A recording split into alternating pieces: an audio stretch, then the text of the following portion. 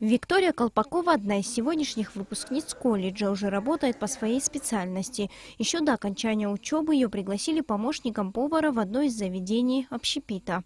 В стенах колледжа девушка отучилась 2 года. Она признается, благодаря учителям и своему прилежанию научилась многому. Мечтает в будущем принимать заказы на изготовление самых разных кондитерских изделий. Вообще я готовить люблю с детства. С самого хотела поступить на повар-кондитера, потому что я очень люблю готовить сладкое, торты.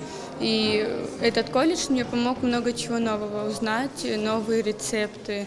И благодаря этому колледжу я многому чему научилась. Большая часть выпускников уже трудоустроена. Во многом это происходит благодаря преподавательскому составу, а также дирекции школы. По словам Джумбера Мушпа, каждый год колледж выпускает примерно около 100 специалистов. И в основном все они сразу начинают работать по профессии, которая весьма востребована в Абхазии. Вот у меня было такое желание прийти отучиться на повара-кондитера. Пришел, отучился и очень доволен. Если человеку что-то нравится больше всего, то он все сразу старается делать. И мне, поскольку все это нравится, сразу все и научился делать. У ребят много планов. Кто-то хочет быть шеф-поваром большого ресторана, кому-то в радость готовить просто для себя и для семьи.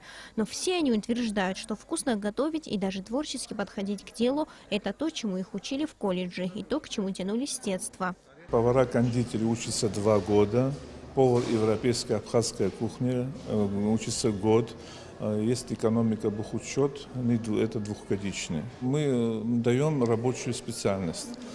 Каждый из них может сегодня работать на кухне, помощниками. Потом они уже набирают опыт и становятся таким же, как шеф-поварами, и сами могут уже готовить. Который заканчивает у нас абхазская европейская кухня и повар-кондитер, они все работают по специальности.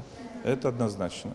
Дипломы об окончании учебного заведения выпускникам вручил директор колледжа Джумбер Мушба. Он пожелал ребятам успехов и выразил надежду, что каждый из них будет работать по профессии.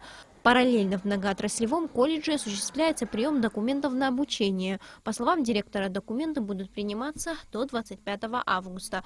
Как отмечают в приемной комиссии, уже подано более 10 заявлений. Сария Смар, Беслан Джинджолия, Абхазское телевидение.